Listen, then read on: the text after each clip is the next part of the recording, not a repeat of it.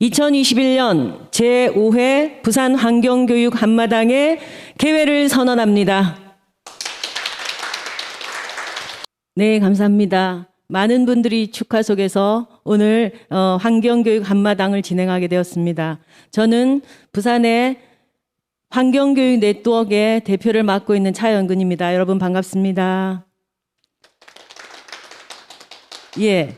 원래는 한마당 행사는 축제인데 음악도 있고 술도 있고 떡도 있고 이렇게 잔치를 해야 되는데 이 굉장히 맑고 좋은 날에 실내에 갇혀서 마스크를 쓰고 온라인으로 진행하고 있어서 상당히 유감입니다. 그죠? 이런 마스크를 벗을 수 있는 날이 빨리 왔으면 좋겠습니다. 예, 다음은 탄소 중립 도시를 위한 환경 교육에 대해서 국가환경교육센터장이신 이재영 교수님의 강의를 요청해서 듣도록 하겠습니다. 교수님. 부산 환경교육 공동체 여러분 안녕하세요. 반갑습니다. 저는 국가환경교육센터장을 맡고 있는 공주대학교 이재영입니다. 우선 부산 환경교육 한마당 개최를 축하드리고요.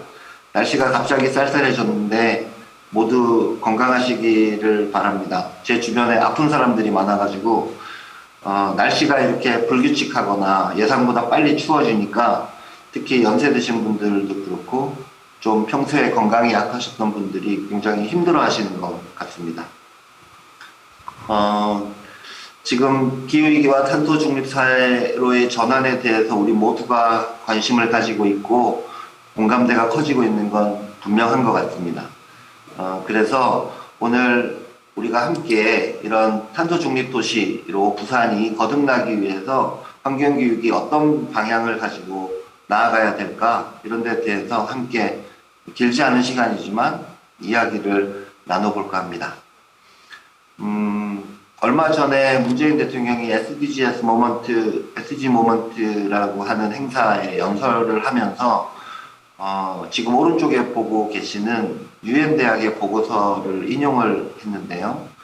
이 보고서의 제목이 바로 지구촌 재난은 모두 연결되어 있다 였습니다.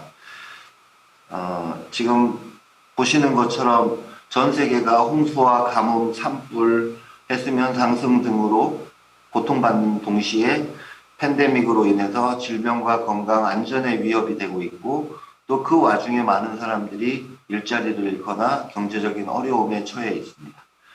이런 모든 어려움과 재난들이 따로따로 존재하는 것이 아니라 사실은 서로 다 연결되어 있다는 것을 우리가 인식하는 것이 굉장히 중요할 것 같고, 그런 의미에서 이제 도시의 지속 가능성을 회복하는 일과 탄소 중립 사회로 가는 일은 사실은 같은 길을 부르는 두 개의 다른 이름이라고 말할 수 있을 것 같습니다.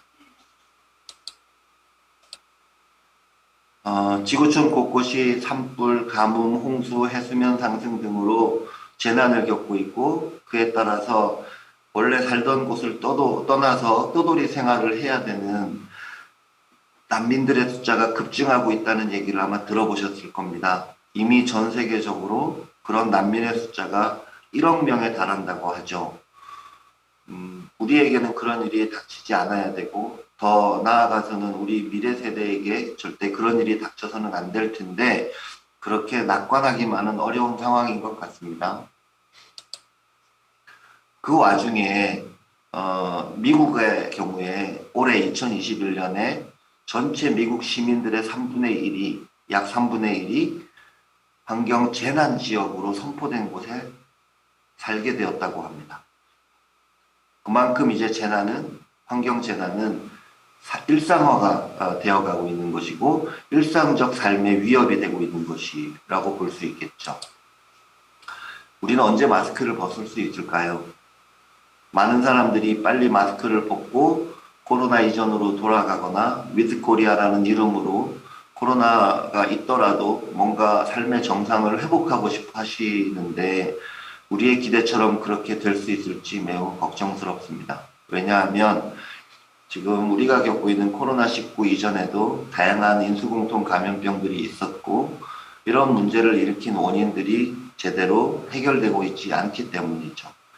심지어 학교에서도 손을 소독하고 점심시간에 뛰어앉고 학교를 제대로 못 가는데도 불구하고 학교에서는 왜 우리가 이런 인수공통 감염병에 고통받게 되었는지, 왜 이런 감염병이 발생했는지, 이런 감염병이 앞으로 재발하거나 확산되지 않게 하려면 어떻게 해야 되는지는 거의 전혀 가르치고 있질 않습니다.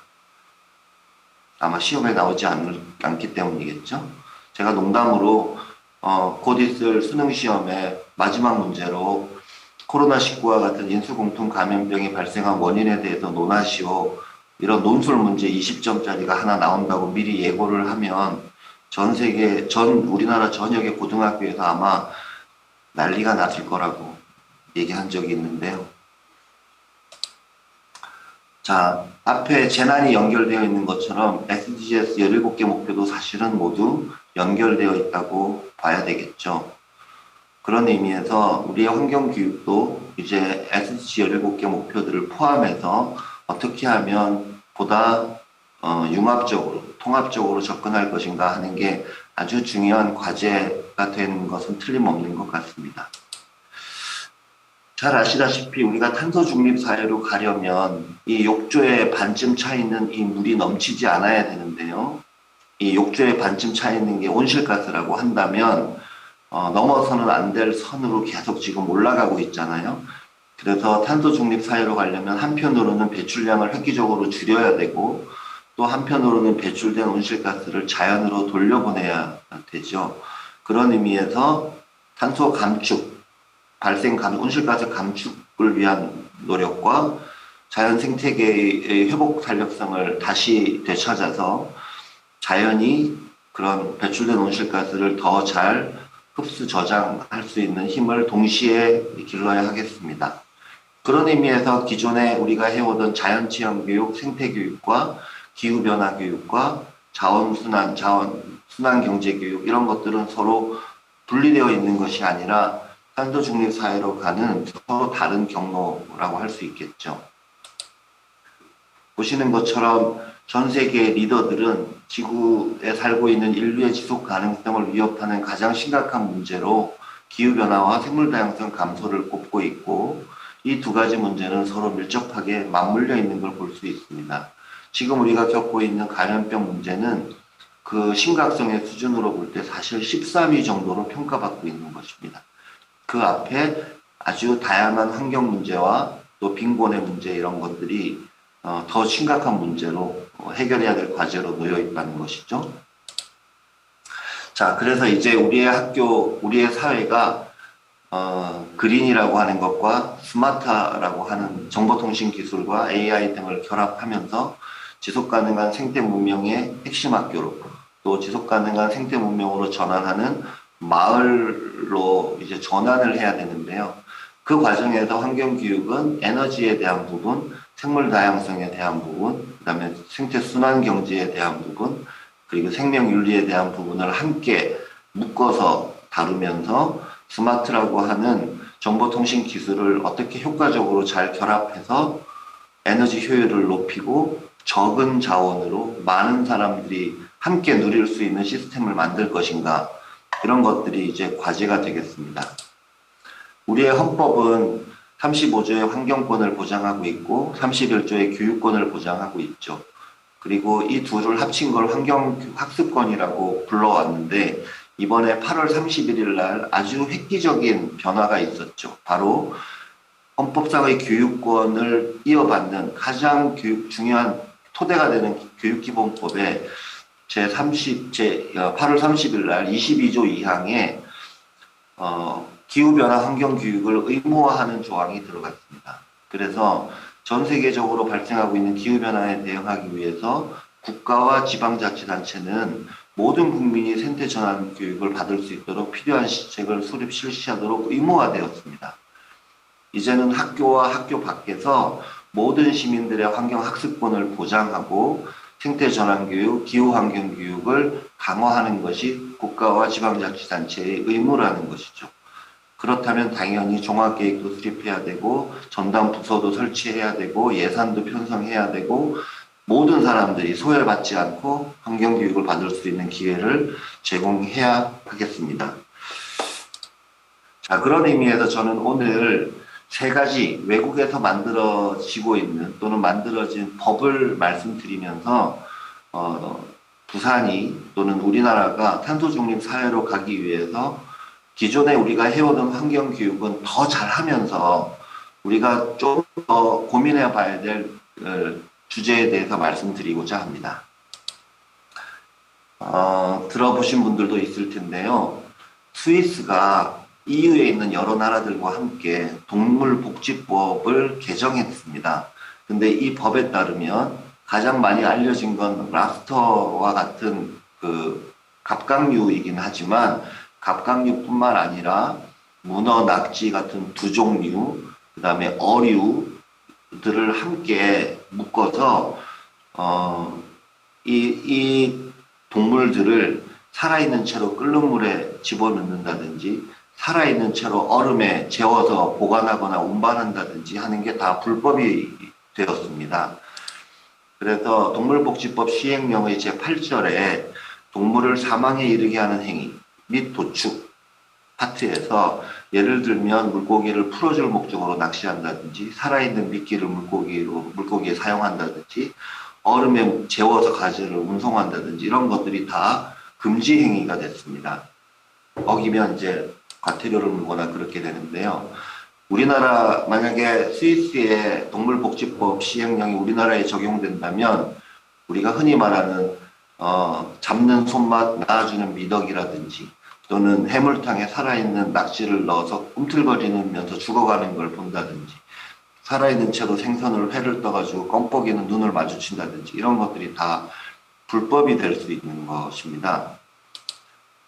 그런데 이 과정에서 이제 제가 말씀드리려고 하는 건 뭐냐면 이 가재나 문어나 물고기가 고통을 느낀다는 걸 과학적으로 증명하는 건 그렇게 쉬운 일은 아닙니다.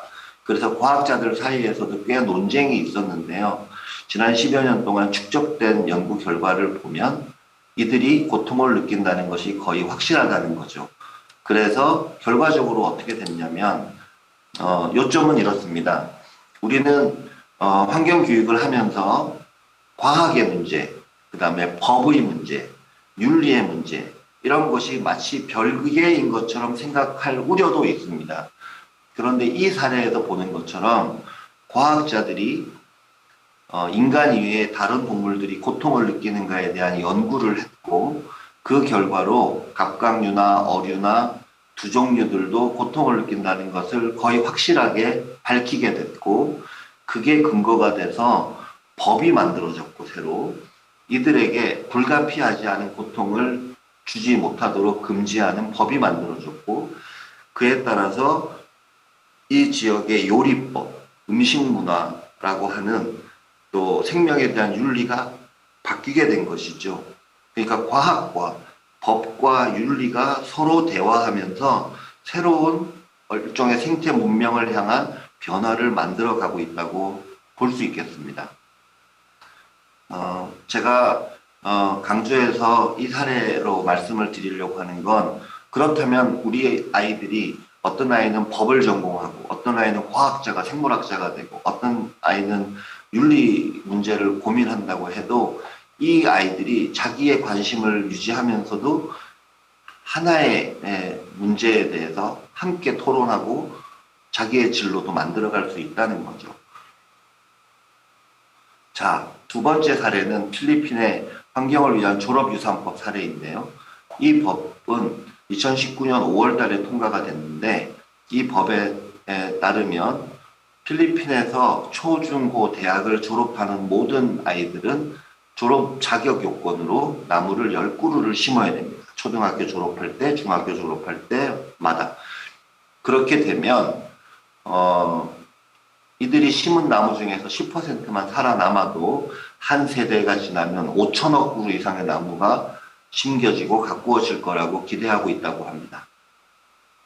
초등학생만 매년 1200만 명이 졸업한다고 하거든요. 그러면 10그루씩 심으면 1억 2천만 그루를 심는 게 아니겠습니까? 자, 그런데 우리는 식목일날 나무를 심었던 경험은 있죠. 더 나아가서 모든 부모는 아이가 출생하고 나면 30일 이내에 나무를 2그루 심어야 되는 법도 함께 통과가 됐습니다. 그런데 이 법에 보면 이 나무를 심을 수 있는 지역, 그래서 예를 들면 버려진 광산, 군사지역, 도시계획상의 녹지 조성 예정지역, 이런 곳들을 국가가 나무를 심을 수 있도록 확보해야 되고, 양묘장을 설치해서 아이들이 나무를 심을 수 있도록 묘목도 길러주어야 되고, 아이들이 이동할 수 있는 교통편, 안전사고에 대비한 의료진 확보, 모니터링과 평가 시스템 이런 것들을 정부가 함께 제공하도록 하고 있습니다. 그런데 왜 필리핀에서는 이런 법을 만들었을까? 또 누가 이런 법을 제안했을까? 저는 이게 굉장히 궁금했었거든요. 그런데 보면 필리핀은 아시다시피 1565년 스페인의 식민 지배를 받기 시작한 이래 꽤 긴 시간 동안 미국까지를 포함해서 식민지 경험을 했고, 그 과정에서 필리핀 사람들도 수탈을 당했지만 필리핀의 자연도 엄청나게 파괴가 많이 됐습니다. 그리고 그 이후에도 독립한 이후에도 여전히 소장농과 지주계급 사이의 갈등이 여전히 심하고 여전히 지금 숲속에는 반군들이 활동을 하고 있는 그런 상황이죠. 그런 가운데 이 법을 제안한 사람은 게리 알레하노라고 하는 퇴역 군인입니다. 근데 이 사람은 지금 현재로는 그 마그달로라고 하는 한 20명 정도의 도시빈민, 청년, 퇴직 경찰과 군인을 대표하는 정당의 대표인데요. 이 사람이 필리핀 하의원 의원이고 이 사람이 이 법을 발의한 것이거든요. 근데 이 사람은 어떤 사람이냐면 필리핀에서 2003년에 군인들의 반란이 있었어요. 일종의. 근데 이 300명 정도의 젊은 군인들이 오쿠드라고 하는 호텔을 점령하고 그다음에 일종의 그 인터뷰를 했는데 그 과정에서 부패한 대통령과 국방장관, 국정원장, 경찰청장이 물러나라. 자기들은 군인으로서 반군과 싸우고 있는데 이 사람들은 뒤에서 무기하고 탄약 같은 걸 그 반군들에게 팔아먹고 완전히 부패하고 타락했던 것이죠. 그래서 필리핀이 그동안 식민지 경험을 하면서 고통받고 지금 자연은 파괴되고 미래 세대들은 여러 가지 불안해하고 있는데 나라 꼴이 이런 거에 대해서 참지를 못하고 일종의 쿠데타는 아니지만 뭔가 목소리를 내고 싶었던 거죠. 근데 어쨌든 군인이 이렇게 한다는 건 굉장히 자기 사실 목숨을 걸고 하는 거나 비슷한 일이었을 겁니다. 근데 그리고 나서 이 사람들이 이제 10년 정도 구금을 당하게 됩니다. 2010년에 다시 이제 구금에서 벗어나긴 하는데 그 과정 동안 열심히 공부를 하고 그래서 석박사 학위를 받고 그러면서 나중에 하의원 의원과 상원 의원으로 진출하게 됩니다. 두 사람이. 그 중에 한 명이 이 법을 발의한 거예요. 그러니까 제가 말씀드리려고 하는 건 뭐냐면 우리 사회가 지속 가능한 어떤 탄소 중립 사회, 지속 가능한 생태 문명으로 가는 데 있어서 각 국가, 각 공동체는 또는 각 지역은 고유한 역사와 또 여건을 가지고 있지 않습니까?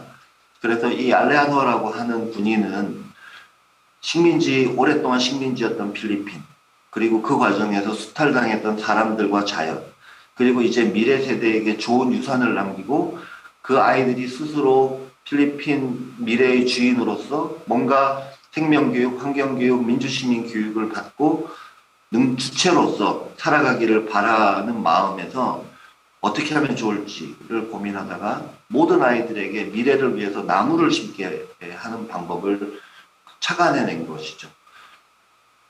그러니까 그런 면에서 겉으로 드러나는 것은 나무를 심는다고 하는 행위지만 그 속에는 그 필리핀의 역사 속에서 필리핀이 지속 가능한 하고 좋은 생태 사회로 가기 위한 고민이 담겨 있다. 이런 생각을 했습니다. 그리고 끝으로 하나 더 소개드리면 볼리비아의 파차마마라고 하는 법인데요. 파차마마는 제주 할망처럼 이 안데스 산맥 지역에 살고 있는 볼리비아, 콜롬비아, 에콰도르 이런 나라 사람들이 살고 있는 일종의 여신인데 어머니 지구라고 하는 여신의 일부이고 우리는 그 안에서 모든 생명이 태어난다 이렇게 믿고 있습니다. 그래서 이 어머니 지구라고 하는 자연을 그냥 자원으로 보는 걸 받아들일 수가 없는 거죠. 그리고 이 사람들은 좋은 삶이라고 하는 건 자연과 사람들과 조화롭게 사는 걸 좋은 삶이라고 생각한다는 것입니다. 그래서 2010년에 기후변화와 어머니 지구의 권리에 관한 세계 민중회의를 하고 그때 어머니 지구의 권리에 관한 보편 선언이라는 걸 채택하는데요. 이때 어머니 지구의 내재적 권리라고 하는 조항에 자연이 존재할 권리, 지구가 존경받을 권리, 인간의 간섭으로부터 자유로울 권리, 오염당하지 않을 권리, 이런 것들을 어머니 지구의 권리로 법에 명시하기 위한 준비 작업을 합니다. 일종의 보편 선언을 통해서. 그리고 나서 이 어머니 지구 권리 선언이 볼리비아에서 있었는데 그 볼리비아의 대통령이 이 행사에 같이 참여하거든요. 그리고 나서 나중에 어머니 지구 법이 되고 헌법에도 포함되고 어머니 지구 및 좋은 삶을 위한 통합발전법이 또 만들어집니다. 근데 이 에보 모랄레스라고 하는 볼리비아의 대통령이 바로 그 오리노카주의 아이마라족이라고 하는 볼리비아 최초의 원주민 출신 대통령입니다. 470년 만에 선출된. 그러니까 이 사람들은 전통적으로 원주민이라고 하면 어떤 예를 들면 그 아메리카 인디안처럼 지배와 관리, 이 통제의 대상이었다면 이 볼리비아에서는 새로운 토착적 생태사회로 가는 핵심적인 주체가 그 지역 원주민이 된 것이죠. 그리고 그 원주민들이 가지고 있었던 파차마마라고 하는 전통 생태 사상을 그런 새로운 생태사회 공동체의 핵심적인 이념으로 채택한 것입니다. 그리고 이를 바탕으로 해서 자원을 착취하거나 환경을 파괴하는 행위들을 금지하면서 자연과 이웃과 더불어 좋은 삶을 살기 위한 새로운 국가 시스템, 그러니까 헌법부터 새로운 법들을 만들어가고 있는 것이죠. 물론 어려운 점도 많이 있습니다. 볼리비아가 여러 가지 채광, 광물, 가스 이런 것들을 통해서 경제적으로 살아가고 있는 것도 사실이기 때문이죠.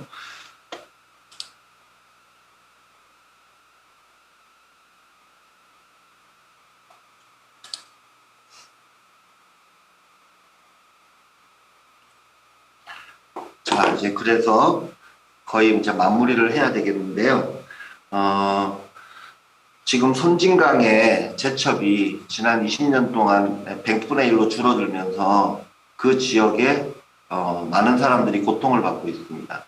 섬진강에 여러 개의 댐이 만들어지면서 섬진강 유역에 내리던 빗물이 섬진강으로 가지 않고 여수, 순천, 광양 이런 쪽으로 빠져나가면서 섬진강에 내려오는 빗물이 줄어들고 그러면서 염분 농도가 올라가면서 섬진강의 제첩 서식이 어려워지게 된 거죠. 15km 이상 올라갔다고 하는데 거기에다가 섬진강에 내려오는 물이 줄어드니까 모래톱이 육지화되고 또 작년에는 비가 너무 많이 와가지고 이렇게 홍수가 나면서 제첩이 산란한 것들이 다 바다로 떠내려가가지고 20년 만에 제첩 수확량이 100분의 1로 줄어든 것입니다.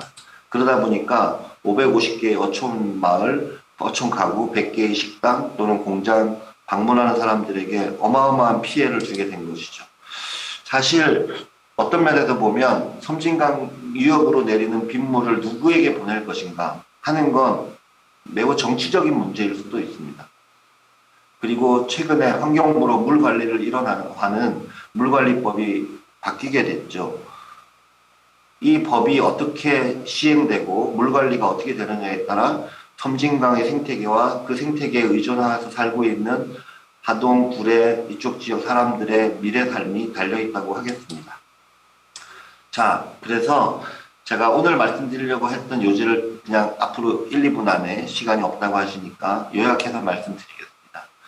이제는 우리 모두 각자의 생존을 각자의 책임에게 돌리는 이런 자유주의 또는 우리 공동체를 파괴하는 자본주의를 넘어서 우리 공동체의 삶, 개인의 삶을 우리 공동체가 함께 돌보고 가꾸어주고 책임지는 뭔가 사회 공동체적인 사회로의 전환이 저는 필요하다고 생각합니다.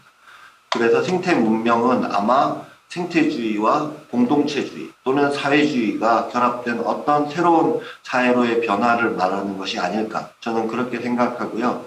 우리 사회는 여전히 국가보안법 등으로 인해서 자본주의에 대해서 제대로 의심하기도 어렵고 사회주의라고 하는 역사적으로 아주 오래된 새로운 사회의 방안에 대해서 논의조차도 하기가 어려운 상황이죠.